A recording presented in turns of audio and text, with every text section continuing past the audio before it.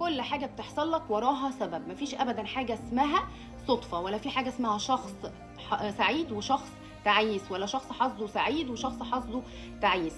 انا دلوقتي لو جبت لك تربه وجبت لك بذره خاصه بثمره بطاطس زرعناها في التربه دي، هل ينفع ان هي بعد كده تطرح لنا ثمره تفاح؟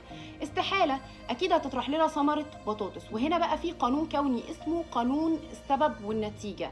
ربنا قال لنا من يفعل مثقال ذره خيرا يرى، ومن يفعل مثقال ذره شرا يرى. وده بقى جوهر قانون السبب والنتيجه. وعشان تفهموه بشكل اوضح وابسط، خلينا اديكوا امثله من حياتنا اليوميه. انت صحيت من نومك متعصب، متنرفز، قعدت تزعق، طاقة غضب مليك. بعدها لقيت ان اليوم كله ماشي معاك ملخبط، حاجات عماله تحصل كده ملخبطه، وقعدت مع نفسك وقلت النهارده اليوم طاقته زي الزفت، اليوم من اوله هو طاقته وحشه. ولكن في الحقيقه ان انت بدات الطاقه بتاعت اليوم بتاعتك ده هو كان السبب. طاقه الغضب اللي انت بدات بيها اليوم هي كانت السبب، وان باقي اليوم هو نتيجه للسبب ده قانون السبب والنتيجه.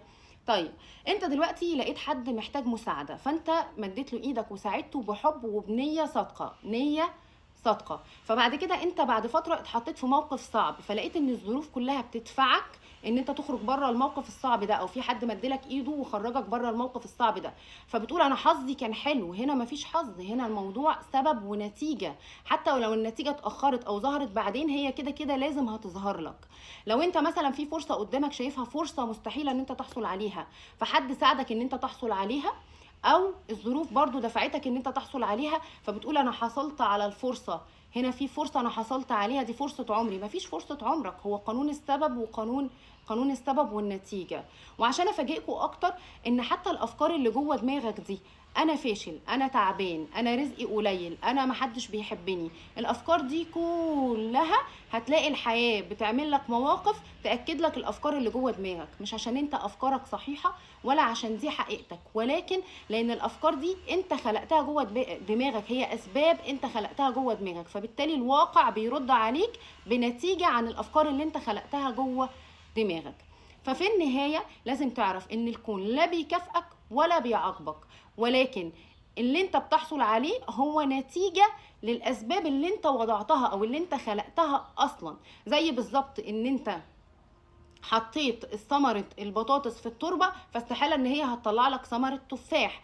يعني النتيجة اللي انت بتحصل عليها بتكون من نفس نوع الاسباب اللي انت عملتها او اللي انت خلقتها في حياتك، فبالتالي النتيجة هي بتساوي الأسباب هي بتساوي النتيجة اللي انت حصلت عليها من نفس النوع. زي بالظبط الثمرة لما بتزرعها بتاخد من نفس نوع البذرة اللي انت زرعتها أو الثمرة اللي انت زرعتها. زرعت بطاطس بتلاقي بطاطس، زرعت تفاح بتلاقي تفاح. وهنا بعد ما فهمتوا قانون السبب والنتيجة أقدر أقول لكم غيروا السبب تتغير معاكم النتيجة.